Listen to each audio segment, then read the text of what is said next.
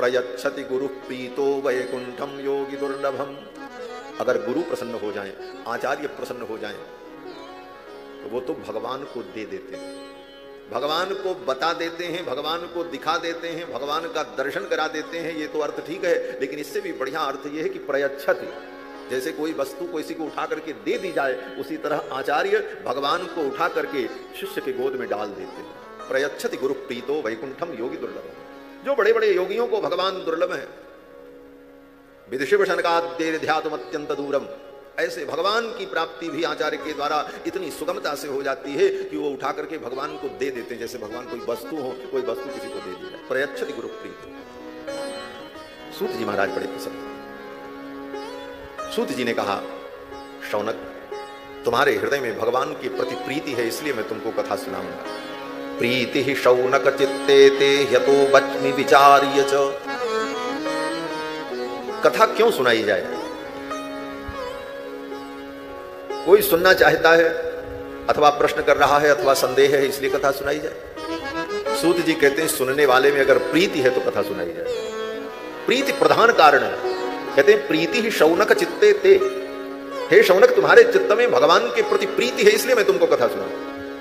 तुम्हें कथा सुनाने से मुझे कोई बहुत बड़ा सम्मान मिल जाएगा, इसलिए नहीं। तुम्हें कथा सुनाने से मुझे कोई बहुत बड़ी संपत्ति मिल जाएगी, इसलिए भी नहीं। तुम्हें कथा सुनाने से मेरी कीर्ति का संवर्धन हो जाएगा। बोले तदपि, ये भी कारण है। बोले तब, बोले तुम्हारे हृदय में भगवान की प्रीति है, तुम भगवत प्रेमी हो, इसलिए मैं तुमको कथा सुनाऊं। ये बड़ा महत्वपूर्ण विषय। प्रीति ही शौनक चित्ते ते यतो वच्मि विचार्य च। और विचार करके सर्व सिद्धांत निष्पन्नम, समस्त सिद्धांतों का जो सार है वो मैं तुम्हें सुनाऊं। ये कहते हुए श्री सूत जी महाराज ने भगवान की कथा की, भागवत की महिमा का वर्णन किया। सूत जी ने कहा, हे मुनियों, ये भगवान की कथा हमारे मन को पवित्र करती है। तन को पवित्र करने की दुनिया में बहुत साधन है। गंगा स्नान कर लो, यमुना स्नान कर लो, त्रिवेणी में स्नान कर लो, और इससे भी ज्यादा तन को पवित्र करने की इच्छा है, पंचगव्य से स्नान कर लो, पंचगव्य पी लो, हड्डी के अंदर के भी पाप निकल जाएं। यत् पदस्थगतम पापम देहे तिष्ठति मामके प्रासनात् पंचगव्यस्य दाहत्यग्निरिवेन्धनम इत्यादि शास्त्र वचन प्रमाण है। परंतु मन कैसे पवित्र हो? मन की शुद्धि कैसे हो? मन की शुद्धि का उपाय क्या है? मन की शुद्धि पर हम बहुत विचार करते हैं, कहते भी हैं। सामान्य प्राणी भी एक दूसरे से मिलता है तो यही कहता है, मन चंगा तो कठौती में गंगा। ये पंक्ति सबके जिह्वा पर रहती है, मन चंगा तो कठौती में गंगा। लेकिन मन चंगा कैसे हो? मन चंगा होने के बजाय दिनों दिन नंगा होता जा रहा है।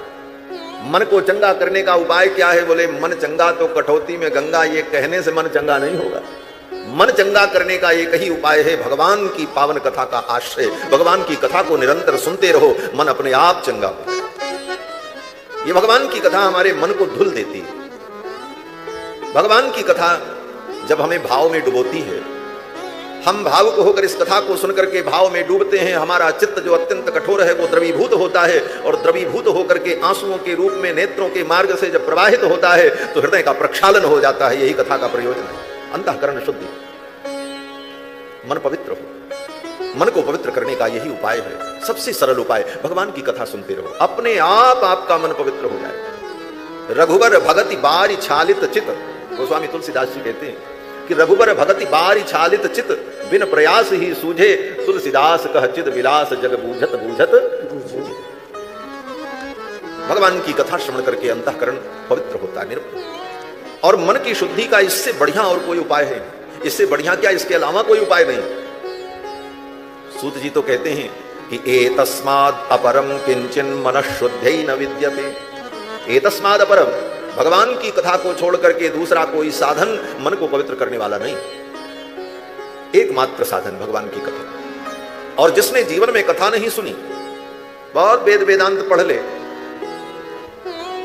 बड़े बड़े मंत्रों का जप अनुष्ठान कर ले, सिद्धियां प्राप्त कर ले, लेकिन उसका मन तब तक शुद्ध नहीं होगा जब तक वो भगवान की कथा नहीं सुने, भगवान की लीलाओं को श्रवण नहीं करे। सूत जी कहते हैं, हे मुनियों, ये भगवान की कथा बड़ी दुर्लभ है। इतनी सुलभ भी नहीं है कि जब चाहो, जो चाहो, जैसे चाहो वैसे मिल जाए। बोले महाराज ऐसे ही तो मिल रही है, जब चाहते हैं तब मिल जाती है, जहां जाते हैं वहीं मिल जाते हैं। बोले मिल तो जाती है, लेकिन ये जब जन्मांतर का पुण्य होता है तब ये कथा मिलती है, तब ये कथा हमारे हृदय में मिलती है, उतरती है। जन्मांतरे भवेत पुण्यम तदा भागवतम लभेत। और वह भी साधारण पुण्य नहीं, विशेष पुण्य नहीं, अभी तो विशेषतम पुण्य। सामान्य पुण्य विशेष पुण्य से तो स्वर्ग मिलता है, विशेषतर पुण्य से स्वर्ग मिलता है, लेकिन विशेषतम पुण्य हो, सर्वश्रेष्ठ पुण्य, तो उस पुण्य से भगवान की कथा प्राप्त हो। क्योंकि आगे उदाहरण देते हैं सूत जी, पुण्य से स्वर्ग तो मिला देवताओं को, लेकिन कथा नहीं मिली। उन देवताओं को अमृत कलश लेकर के यहां आना पड़ा। सूत जी कहते हैं, मेरे गुरुदेव भगवान परमहंस वीतराग तपोनिष्ठ श्री सुखदेव भगवान जब राजा परीक्षित को कथा सुनाने जा रहे थे, ज्यों ही मंगलाचरण किया उन्होंने, तब तक देवता लोग अमृत कलश लेकर के आ गए। सुधा कुंभम गृहीत्वैव देवाः तत्र समागमन। अमृत कलश लेकर के देवता लोग आए और उन देवताओं के जो नायक देवराज इंद्र भाई आगे आगे थे, उन्होंने कहा कि महाराज ये अमृत आप ले लो, ये स्वर्ग का अमृत, स्वर्ग की सुधा आप ले लो, और जो सुधा भागवतामृत राजा परीक्षित को आप सुनाने जा रहे हो, ये आप हमें प्रदान करो। देवताओं ने ये प्रस्ताव रखा, कथा सुधाम प्रयच्छस्व गृहीत्वैव सुधाम इमाम। इस स्वर्ग की सुधा को लेकर के ये कथामृत आप हमें दे दो। और ऐसा विनिमय अगर हो गया तो एवं विनिमये जाते सुधा राज्ञा प्रपीयताम और प्रपास्यामो वयम सर्वे श्रीमद्भागवतामृतम। राजा परीक्षित अमृत पी लेंगे, क्योंकि इनको मरने का डर है, आज के 7वें दिन मरना है। अमृत पी लेंगे, तक्षक का बाप भी काटेगा तो मृत्यु नहीं होगी, अमृत का भी तो अपना चमत्कार है, प्रभाव है। और ये कथामृत भागवतामृत आप हमको पिला दो। ये स्वर्ग में दुर्लभ है, स्वर्ग में हमें प्राप्त नहीं होती। अगर स्वर्ग में कथा होती ना तो देवताओं के ऊपर विपत्ति ना आती, स्वर्ग के देवताओं पर भी विपत्ति आती है। देवता बनने के बाद भी, देवताओं का राजा बनने के बाद भी विपत्तियां समाप्त नहीं होती। स्वर्ग में भी बड़ी बड़ी विपत्ति आती है महाराज, कुंभकर्ण जैसी विपत्तियां वहां भी पहुंच जाती हैं गदा लेकर। और स्वर्ग से देवताओं को अपना स्थान छोड़ करके भागना पड़ता है। देवन तके मेरी गिरी कोहा, गुफाओं में जाकर के छिपना पड़ता है। तो ये विपत्ति आई क्यों? बोले इतना श्रेष्ठ पद पाने के बाद वहां भी विपत्ति आ गई। बोले विपत्ति का कारण था कि वे भगवान को भूल जाते हैं। देवता भगवान को भूल जाते हैं और भूलने के कारण ही विपत्ति आती है। भगवान को भूलना ही विपत्ति है। विपद विस्मरणम विष्णोः संपन्न नारायण स्मृति, कहा हनुमंत विपत्ति प्रभु सोई, जब तब सुमिरन भजन न हो। भगवान को भूल जाना ही विपत्ति। तो भगवान को व्यक्ति भूलता क्यों है? बोले जो भगवान की कथा नहीं सुनता, जिसको भगवान की कथा नहीं मिलती, वो भगवान को भूल जाता है। कथा मिलती रहे तो भगवान का निरंतर स्मरण होता रहता है, फिर विपत्ति को आने का कोई मार्ग नहीं। स्वर्ग के देवता भगवान को भूल जाते तो उनको भी विपत्ति का सामना करना पड़ा। उन देवताओं ने कहा ये कथा हमें प्रदान करो और ये अमृत आप ले लो। सुखदेव जी ने देखा, सुखदेव जी ने विचार किया, ये कथा सुनने तो आए, लेकिन कथा के प्रति प्रीति नहीं है, इनके अंदर स्वार्थ है, प्रीति नहीं। इसलिए इनको कथा सुनाने का कोई मतलब नहीं। अभक्तांस्ताय न ददौ स कथा मृतम। ये प्रेम ही नहीं है, ये तो चालाकी से आए। प्रेम से आते और श्रद्धा भाव से और समर्पण भाव से इस कथा का श्रवण लाभ प्राप्त करने के लिए आते तो मैं इनको कथा सुनाता। सुखदेव जी ने उनको विदा कर दिया। देवता लोग उल्टे पांव चले गए अमृत कलश लेकर। कहने का भाव कि स्वर्ग के अमृत को देकर के भी ये कथा उनको प्राप्त नहीं। इसकी कीमत कितनी है समझो। कोई कहे हम संपत्ति देकर के कथा ले लेंगे, कथा खरीद लेंगे। बोले कथा किसी दुनिया की वस्तु को देकर के नहीं पाया जा सकता। अमृत से ज्यादा कीमती वस्तु क्या होगी? वह अमृत देने को देवता तैयार थे, लेकिन उनको कथा नहीं मिली। कथा की कीमत तो भगवान के चरणों का अनुराग है। ठाकुर जी के चरणों में प्रेम हो, प्रीति हो तो ये कथा मिलती है। अन्यथा कुछ भी दे डाले व्यक्ति, ये कथा उसे जीवन में नहीं मिलती। आगे सूत जी महाराज वर्णन करते हैं। सूत जी ने कहा, हे मुनियों, मैं तुमको एक आख्यान सुनाता। एक बार देवर्षि नारद विचरण करते हुए, घूमते हुए उत्तराखंड पहुंचे। और उत्तराखंड में भगवान बद्री विशाल की पावन सन्निधि में भगवत स्वरूप सनक सनंदन सनातन सनत कुमार इन सनकादिकों का दर्शन हुआ नारद जी को। नारद जी को जब सनकादिकों ने देखा तो सनकादिकों ने यह स्थिति देखी कि नारद जी बड़े उदास थे, बड़े चिंतित थे, चेहरे पर प्रसन्नता नहीं थी। तो सनकादिकों ने नारद जी से पूछा कि इदानीं शून्य चित्तोसी गतवित्तो यथा जनः। हे नारद, तुम इतने उदास क्यों हो? क्या कारण है शून्य चित्त हो? और अगर हो तो उचित नहीं है। क्यों? बोले तुम विरक्त हो, महात्मा हो, महात्मा को किस बात की चिंता? तवेदम मुक्त संगस्य नोचितम बद कारणम। और अगर कोई कारण है तो बताओ। तो देवर्षि नारद ने कहा, हे मुनिवर, मैंने विचार किया कि यह पृथ्वी सर्वोत्तमा है और पृथ्वी पर अनेक दिव्य तीर्थ हैं, मैं चल करके विचरण करूं। और मैं इस भाव से आया और अनेक तीर्थों में मैंने विचरण किया। पुष्करम च प्रयागम च काशीम गोदावरीम तथा। पुष्कर, प्रयाग, काशी, गोदावरी, इन विविध तीर्थों में मैंने भ्रमण किया, अनेक तीर्थों में मैंने स्नान किया। लेकिन जहां जहां मैं गया सब जगह कलयुग का प्रभाव हमें दिखाई दिया। कहीं न कहीं कलयुग किसी न किसी रूप में सब जगह पहुंच गया। क्या आश्रम, क्या तीर्थ, क्या गृहस्थ, क्या विरक्त, सब जगह कलयुग ने धीरे धीरे अपने पांव पसार लिए।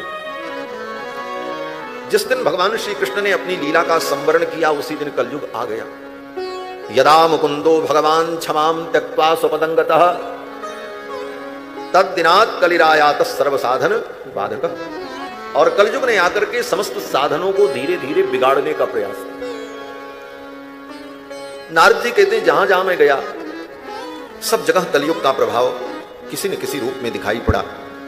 और इसी प्रकार में घूमते घूमते वृंदावन में पहुंचे। देवर्षि नारद वृंदावन धाम में आए और यमुना के तट पर देवर्षि नारद को एक अद्भुत दृश्य दिखाई पड़ा। एक देवी यमुना के तट पर विलाप कर रही थी। उसके अगल बगल दो वृद्ध पुरुष पड़े थे, अनेक देवियां उसकी सेवा कर रही थीं। नारद जी ने सोचा कोई होगी, वृंदावन धाम है, इतने लोग आते जाते रहते हैं, अनेक प्रकार के लोग आते हैं। नारद जी तो अपनी मस्ती में आनंद में थे। तब तक उस देवी ने देखा और देवी ने नारद जी को रोका। भो भो साधो क्षणम तिष्ठ। हे संत, हे साधु, एक क्षण के लिए रुक जाओ। मत चिंताम अपि नाशय, मेरी भी चिंता का नाश करो। मैं बहुत व्याकुल हूं, मैं परेशान हूं, आप तो साधु हो। भो भो साधो क्षणम तिष्ठ। साधु का मतलब ही होता है जो दूसरे के कार्य का साधन कर दे, उसी का नाम साधु। साधयति परकार्याणीति साधु। जो दूसरे के कार्य में सहयोग कर दे, दूसरे के बिगड़े काम को संवार दे, उसी का नाम तो साधु। भक्ति महारानी ने कहा, आप साधु हो। भो भो साधो क्षणम तिष्ठ मच्चिंतामपि नाशय। दर्शनम तव लोकस्य सर्वथा गहरम परम। आप जैसे संत का दर्शन पाप का नाश करने वाला है। सर्वथा गहरम परम। इसी पंक्ति का अनुवाद गोस्वामी पाद ने किया, संत दरस जिमि पातक तरई। संत के दर्शन से पाप नष्ट हो जाते हैं, पाप टल जाते हैं। दर्शनम तव लोकस्य सर्वथा गहरम परम।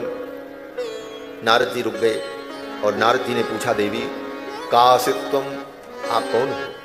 का विमौ, ये तुम्हारे अगल बगल पड़े हुए ये दोनों पुरुष कौन है? और आपकी सेवा करने वाली ये नार्याः का पद्मलोचना, ये सुंदर नेत्रों वाली जो देवियां आपकी सेवा कर रही हैं, कोई व्यजन कर रही है, कोई चमर डुला रही है, ये देवियां कौन हैं? आप कृपा करके बताओ। तो वो देवी बोल पड़ी। वो देवी कोई और नहीं थी, कोई साधारण स्त्री नहीं थी, भगवती भक्ति महारानी। जिस भक्ति को पाने के लिए, जिस भक्ति का दर्शन करने के लिए, जिस भक्ति का रसपान करने के लिए हम सभी लालायित रहते हैं, वही भक्ति महारानी मूर्तिमती होकर के वृंदावन के तट पर देवर्षि नारद को दर्शन दे रही हैं। भक्ति महारानी ने कहा कि अहम भक्तिरिति ख्याता इमौ मे तनयौ मतौ। मैं तो भक्ति हूं और ये दोनों मेरे अगल बगल पड़े जो वृद्ध हैं, ये मेरे पुत्र हैं। एक का नाम ज्ञान है और एक का नाम वैराग्य। नारद जी ने कहा, देवी आप तो जवान हो और ये आपके बेटे दोनों बूढ़े हो गए। लोक में देखा जाता है मां बूढ़ी होती है तो बेटे जवान होते हैं, लेकिन यहां तो उल्टा है, मां जवान बेटे बूढ़े। ऐसा कैसे? तो भक्ति महारानी ने कहा कि काल योगे न जर्जरौ, कलयुग के प्रभाव से, काल के प्रभाव से ये जर्जर हो गए, बूढ़े। और ये जो मेरी सेवा करने वाली स्त्रियां हैं, गंगाद्याः सरिताश्चेमा, गंगा जमुना सरस्वती कावेरी कृष्ण वेणा तापी तुंगभद्रा कृतमाला पयस्वनी, ये भारत की पवित्र नदियां ही देवी के रूप में मेरी सेवा कर रही हैं। भक्ति महारानी के इस दिव्य स्वरूप का परिकरों के सहित नारद जी को जब दर्शन हुआ तो नारद जी बड़े आह्लादित हुए। धन्य है ये वृंदावन जहां मूर्तिमती भक्ति का मुझे दर्शन हुआ। वास्तव में वृंदावन धाम में तो भक्ति मूर्तिमती होकर के विराजमान रहती है, यहां आकर के ही भक्ति के मूर्तिमान स्वरूप का दर्शन जीव को प्राप्त है। और यहां तो आते ही जीव सच्चिदानंद घन हो जाता है। यत्र प्रविष्टो सकलोपि जंतु आनंद सच्चिद घनता उपैति। इसी वृंदावन धाम में देवर्षि नारद को भगवान की भक्ति का दर्शन हुआ, लेकिन भक्ति महारानी थोड़ा दुखी थी। कारण बोले उनके पुत्र ज्ञान वैराग्य बूढ़े हो गए थे। काल योगी न जर्जरौ, अर्थात वृंदावन में भक्ति का दर्शन होगा, आपको भक्ति मिलेगी वृंदावन में। नारद जी को भक्ति मिली वृंदावन में, लेकिन भक्ति का दुख क्या है? बोले भक्ति का दुख यह है कि ज्ञान वैराग्य बूढ़े, इस कारण से भक्ति दुखी है, रो रही है। यही हमारे आपके जीवन की भी विडंबना है। चित्रकूट, वृंदावन, अयोध्या आदि पवित्र धामों में हम जाते हैं, भक्ति का दर्शन होता है, भक्ति का भाव जागृत होता है हृदय में, लेकिन ज्ञान वैराग्य दृढ़ न होने के कारण संसार की परिस्थितियां हमें रुलाती रहती हैं और हम रोते रहते हैं। छोटी छोटी विपरीत परिस्थितियां हमें विचलित कर देती हैं, हम धैर्य खो बैठते हैं, अपनी भक्ति पर भी भरोसा नहीं हो पाता, भगवान पर भी भरोसा नहीं होता, कभी कभी नास्तिक बुद्धि भी उत्पन्न हो जाती है। कारण क्या है? बोले ज्ञान वैराग्य दृढ़ नहीं है। वृंदावन धाम में ज्ञान वैराग्य बूढ़े पड़े हैं, इसलिए भक्ति महारानी को थोड़ा दुख है। भक्ति महारानी ने कहा, मुनिवर मैं तो दक्षिण भारत में प्रकट हुई, वहां से मैं चली कर्नाटक में जवान हो गई, वृद्धिम कर्नाटके गता। हमारे पूज्य स्वामी जी महाराज कहा करते थे, कर्नाटक में भक्ति जवान क्यों हुई? बोले कर्नाटक का मतलब, बोले कानों से भगवान के कथामृत को व्यक्ति पीता रहे तो उसकी भक्ति जवान हो जाती है। यही कर्नाटक का अर्थ करते थे। कर्नाटक में भक्ति जवान हुई। महाराष्ट्र में भक्ति का कहीं कहीं प्रचार हुआ, क्वचिन क्वचिन महाराष्ट्र, और गुजरात में आकर के भक्ति भी जीर्ण हो गई। ज्ञान वैराग्य तो कलयुग के प्रभाव से पहले से शिथिल थी। वृंदावन में आकर के भक्ति महारानी पुनः स्वस्थ हो गई। वृंदावनम पुनः प्राप्य नवीनेव स्वरूपिणी। भक्ति महारानी कहती हैं, हे मुनिवर मेरा यही दुख है, इस दुख को आप दूर करो, मेरे पुत्र ज्ञान वैराग्य को स्वस्थ कर दो। और ये कहते हुए भक्ति महारानी ने नारद जी से दो प्रश्न किए। भक्ति महारानी ने कहा कि महाराज परीक्षित को यह कलयुग मिला था, महाराज परीक्षित उसी समय इस कलयुग को मार देते तो काम ही खत्म हो जाता। हाँ, न रहता बांस न बजती बांसुरी, न ये कलयुग होता, न काल योगे न जर्जरों की समस्या आती। तो परीक्षित ने इस कलयुग को छोड़ क्यों दिया? और चलो परीक्षित ने छोड़ दिया कोई बात नहीं, लेकिन भगवान तो सर्वज्ञ हैं, सब कुछ जानते हैं। तो फिर भगवान सब कुछ जानते हुए इस कलयुग के अधर्म को क्यों सहते हैं? करुणा पारेण हरिणाप्यधर्म कथम ईक्षते। भगवान इस अधर्म को, कलयुग के अनाचार को, अत्याचार को भगवान सहन कैसे करते हैं? भगवान चाहे तो 2 सेकंड में सब कुछ ठीक हो जाए। और वास्तव में यह बड़ा गंभीर प्रश्न भक्ति महारानी ने नारद जी से किया, तो नारद जी ने बड़ा सुंदर उत्तर दिया। नारद जी ने कहा, देवी महाराज परीक्षित ने कलयुग को इसलिए छोड़ दिया कि कलयुग में दोष तो बहुत है, लेकिन कलयुग में विशेषता भी बहुत है। एक विशेषता कलयुग में बहुत अच्छी है। बोले क्या? बोले सतयुग में भगवान का ध्यान करने का जो फल, त्रेता में बड़े बड़े यज्ञ करने का जो फल, द्वापर में भगवान की पूजा और समर्चा का जो फल, कलयुग में केवल भगवान का नाम लेने से वो फल प्राप्त हो जाता है। ये कलयुग की विशेषता है। कलौ तद हरि कीर्तनात्, इस कलयुग में भगवान का कीर्तन करने से ही जीव को सब कुछ प्राप्त होगा, लोक परलोक सब सुधर जाता है। यह कलयुग की सबसे बड़ी विशेषता है। कलयुग की इस विशेषता को देखकर यत् फलम नास्ति तपसा न योगेन समाधिना, जो फल तपस्या से योग से समाधि से प्राप्त नहीं हो सकता, तत्फलम लभते सम्यक कलौ केशव कीर्तना, कलयुग में भगवान नाम संकीर्तन से वो फल प्राप्त हो जाता है। ये कलयुग की विशेषता है। इस कारण से इस विशेषता को देखकर महाराज परीक्षित ने कलयुग को छोड़ दिया। जैसे मधुमक्खी में कोई विशेषता नहीं होती, मधुमक्खी काट ले तो बड़ी पीड़ा होती है, और प्रजाति से वो मधुमक्खी ही, जैसे सब मक्खी वैसे वो भी मक्खी, लेकिन एक गुण उसमें अद्भुत है। बोले क्या? बोले पुष्प से पुष्प सार को लेकर वो संचित करके जो मधु का संग्रह करती है, वो काम कोई दूसरा नहीं कर सकता। ऐसी सुंदर मधु तो उस मक्खी के द्वारा ही प्राप्त हो पाएगी। इसलिए बुद्धिमान व्यक्ति उस मक्खी का भी पालन करता है, मधुमक्खी पालन होता है।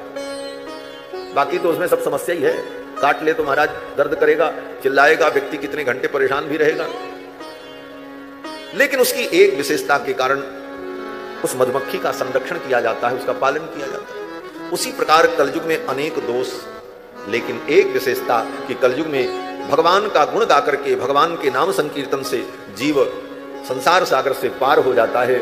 इस विशेषता के कारण महाराज परीक्षित ने कलयुग को छोड़ दिया। ऐसे तो कलयुग में बहुत दोष है, कलयुग के दोषों का वर्णन तो पहले सब कर ही दिया, लेकिन केवल दोष वर्णन से काम नहीं चले।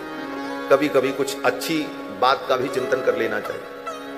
गोस्वामी तुलसीदास जी महाराज कहते हैं कलयुग से बढ़िया तो कोई युग ही नहीं। गोस्वामी तुलसीदास जी तो कहते हैं कलयुग से बढ़िया कोई युग नहीं है। कलयुग समयुग आन नहीं, जो नर कर विश्वास, कलयुग समयुग आन नहीं, जो नर कर विश्वास, गाई राम गुण गण विमल, भवतर विनय प्रयास, गाई राम गुण गण विमल, भवतर विनय प्रयास, भवतर विनय प्रयास, भवतर विनय प्रयास। गोस्वामी जी महाराज कहते हैं कलयुग समयुग आन नहीं, कलयुग के समान तो कोई युग ही नहीं है, तो सबसे बढ़िया युग है। बोले अभी तक इतनी निंदा हो रही थी, कलयुग बड़ा खराब है, बड़ा खराब है। अब कह रहे कलयुग जैसा तो कोई युग ही नहीं, कलयुग समयुग आन नहीं। बोले क्यों? बोले देखो कलयुग में ही तो रहना, कहाँ भाग के जाएंगे हम आप। इसी कलयुग में पैदा हुए तो इसकी ज्यादा निंदा भी मत करो, थोड़ी प्रशंसा भी करो, जिससे कलयुग ज्यादा परेशान न करे। जिसके राज में रहना चाहिए कभी कभी उसकी भी थोड़ी प्रशंसा कर देनी चाहिए। राज्य तो कलयुग का ही चल रहा है, रहना उसी कलयुग में है, तो बार बार इसकी निंदा करोगे तो कलयुग और परेशान करेगा। इसलिए थोड़ी इसकी बड़ाई भी करनी है। इसलिए कलयुग समयुग आन नहीं, जो नर कर विश्वास, गाई राम गुण गण विमल, भवतर विनहि प्रयास। भगवान का विमल गुण गा करके, भगवान का नाम लेकर के व्यक्ति बिना प्रयास के ही इस भव सागर को, संसार सागर को पार कर जाता है। इस विशेषता के कारण महाराज परीक्षित ने कलयुग को छोड़ दिया। और भगवान सब कुछ जानते हुए कलयुग के अधर्म को क्यों सहते? बोले भगवान इसलिए सहते हैं कि भगवान जानते हैं कि इस युग का यही धर्म है, इस युग में ऐसा ही होना है, ये समय का प्रभाव है, इसमें किसी का दोष नहीं है। अयम तो युग धर्मो ही वर्तते कस्य दूषणम, हम किसको दोष दें? ये समय का प्रभाव है। और समय आता है तो अपने आप सब कुछ ठीक हो जाता है, बदल भी जाता है। इसलिए समय को भी इसीलिए किसी कार्य के प्रति कारण माना गया। कोई भी दुनिया में कार्य हो, उस कार्य में उपादान कारण, निमित्त कारण, सारे कारण पर विचार होता है, तो उसमें समय भी, काल भी एक कारण है, असाधारण कारण है काल। क्यों? बोले बिना काल के कुछ होएगा ही नहीं, इसीलिए काल को असाधारण कारण का। तो काल एक सबसे बड़ा कारण है, इसलिए काल को ही कारण मान करके अपने मन को समझा लेना चाहिए। अयम ही युग धर्मो ही वर्तते कस्य दूषण। और जब समय आएगा, काल बदलेगा, अपने आप सब ठीक हो जाएगा। जैसे अभी गर्मी का दिन है तो हम लोग कूलर चला रहे हैं, पंखा चला रहे हैं, ठंडी का आनंद ले रहे हैं। लेकिन जब धीरे धीरे ठंडी आएगी, बोले तब, बोले समय बदलेगा। जब ठंडी आएगी तो किसी को बताना नहीं पड़ेगा कि आप अपने गर्म कपड़े निकाल लो, थोड़ा ठंडी से बचो, कान को बांध करके रखो, किसी के लिए कोई सूचना जारी नहीं होती। कोई एडवाइजरी नहीं दी जाती, अपने आप सब होने लगता। धीरे धीरे गर्म कपड़े निकलते हैं, एक निकलते, फिर दूसरा कपड़ा निकलता, फिर तीसरा निकलता, अब फिर सब प्रयोग होने लगता है। और जब धीरे धीरे ठंडी खत्म होने लगती है तो एक एक कपड़े अपने आप बक्से के अंदर, पेटी के अंदर जाने लगते हैं, सब कुछ बदल जाता है। काल सारे कार्यों का बड़ा विचित्र कारण है और काल अपने आप सब कुछ करता है और व्यक्ति को स्वतः प्रेरणा मिल जाती है और उसी के अनुकूल वो चलने लगता है। अयम ही युग धर्मो ही वर्तते कश्य दूषणम। ये सब कह करके देवर्षि नारद ने भक्ति महारानी को संतुष्ट किया। भक्ति महारानी ने कहा, नारद जी ने कहा, देवी आप खेद मत करो, आप चिंता मत करो, मैं आपको घर घर में प्रतिष्ठित कर दूंगा।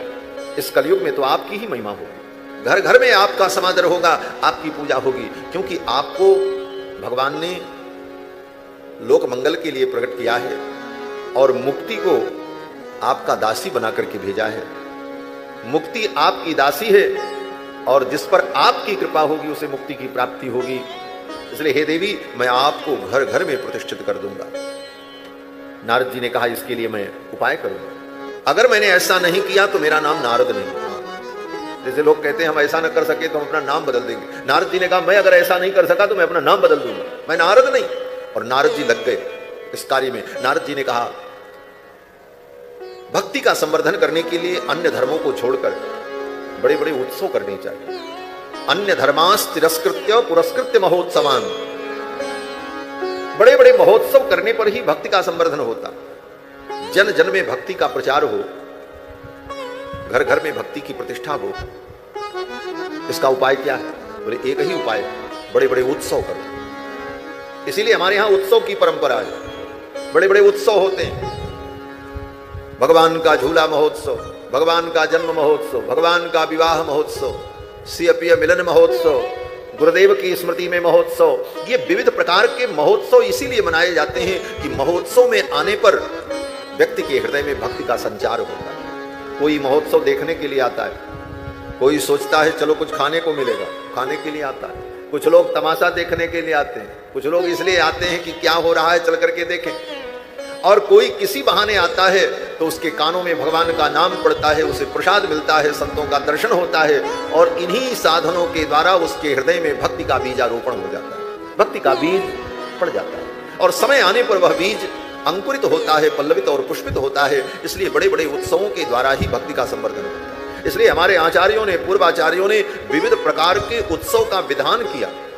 वर्ष भर उत्सव चलते रहते हैं, नित्योत्सव, पक्षोत्सव, मासोत्सव, संवत्सरोत्सव, विविधोत्सव कृतानंद। भगवान की स्तुति करते हुए कहा जाता है कि भगवान के ये सारे विविध उत्सव वर्षों वर्षों चलते रहते हैं। उत्सव में लोगों का मिलन होता है और उत्सव के माध्यम से भक्ति बढ़ती है। नारद जी ने कहा मैं भी करूंगा। बोले क्या? बोले कथा महोत्सव। ये कथा महोत्सव से भक्ति का संवर्धन होगा, भक्ति महारानी प्रसन्न होगी। और नारद जी पहले विचार करने लगे ज्ञान वैराग्य को ठीक करने के लिए क्या करें। नारद जी ने सोचा वेद शास्त्र के अध्ययन से ज्ञान होता है, ज्ञान का उपाय तो वेदादि शास्त्र है और वेदादि शास्त्र के अध्ययन से ही ज्ञान और ज्ञान से ही वैराग्य की दृढ़ता होती है। बोलो श्री सीतारामचंद्र भगवान की जय। 2 बार भगवान नाम संकीर्तन करें। हे गोपाल राधा कृष्ण गोविंद गोविंद, हे गोपाल राधा कृष्ण गोविंद गोविंद, हे गोपाल राधा कृष्ण गोविंद गोविंद, हे गोपाल राधा कृष्ण गोविंद गोविंद। कृष्ण गोविंद गोविंद कृष्ण गोविंद गोविंद, कृष्ण गोविंद गोविंद कृष्ण गोविंद गोविंद, कृष्ण गोविंद गोविंद कृष्ण गोविंद गोविंद, कृष्ण गोविंद गोविंद कृष्ण गोविंद गोविंद। हे गोपाल राधा कृष्ण गोविंद गोविंद, हे गोपाल राधा कृष्ण गोविंद गोविंद, हे गोपाल राधा कृष्ण गोविंद गोविंद, हे गोपाल राधा कृष्ण गोविंद गोविंद। कृष्ण गोविंद गोविंद कृष्ण गोविंद गोविंद, कृष्ण गोविंद गोविंद कृष्ण गोविंद गोविंद, कृष्ण गोविंद गोविंद कृष्ण गोविंद गोविंद, कृष्ण गोविंद गोविंद कृष्ण गोविंद गोविंद। कृष्ण गोविंद गोविंद कृष्ण गोविंद गोविंद, कृष्ण गोविंद गोविंद कृष्ण गोविंद गोविंद, कृष्ण गोविंद गोविंद कृष्ण